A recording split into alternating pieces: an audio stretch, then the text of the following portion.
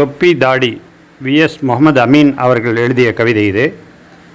தொப்பியும் தாடியும் விபத்தை ஏற்படுத்தவல்ல அடையாளங்கள் அல்ல, விபத்திலிருந்து காப்பவர்களாய்த்தான் அந்த அடையாளக்காரர்களின் வரலாறு இருந்திருக்கிறது. சுனாமி பேரழிவிலும், சென்னை பெருவெள்ளத்திலும், கொரோனா பெருந்தொற்றிலும் தொப்பிக்காரர்களும் தாடிக்காரர்களும் களம் நின்றார்கள், பசி தீர்த்தார்கள், உயிர் மீட்டார்கள்.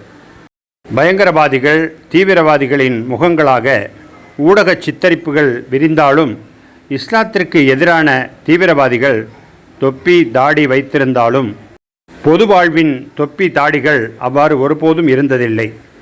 பெரும்பாலான தொப்பி தாடிகள் தீவிரவாதிகளிடமிருந்து சுற்றுலா பயணிகளை காக்கும் பெரும் போராட்டத்தில் உயிர் தியாகம் செய்த சையத் ஆதில் ஷாக்களுடையவை. உயிர் காக்க ஓடிய ஓட்டுநர்கள் முசாஃபிரும் சமீரும் அப்துல் வாஹித் கானும், காயம்பட்டவர்களை தோள்களில் சுமந்த சால்வை வியாபாரி சஜ்ஜாதும் தொப்பி அணிபவர்கள்தாம். பேரன்பை பொழிந்தாலும், உயிர் காக்க நின்றாலும் பெரும் பழி சுமந்து போலி வழக்குகளில் வேட்டையாடப்பட்டு கொண்டே இருக்கும் தொப்பியும் தாடியும். அத்தனை பழிச்சொல்லுக்கிடையேயும் இன்னும் ஒரு பெருமழை காலத்திற்கும் பேரிடருக்கும் பிரதிபலன் பாராது ஓடிக்கொண்டே இருக்கும் தொப்பியும் தாடியும். ஆடைகளால் அடையாளம் காணுங்கள் என்றார்கள்.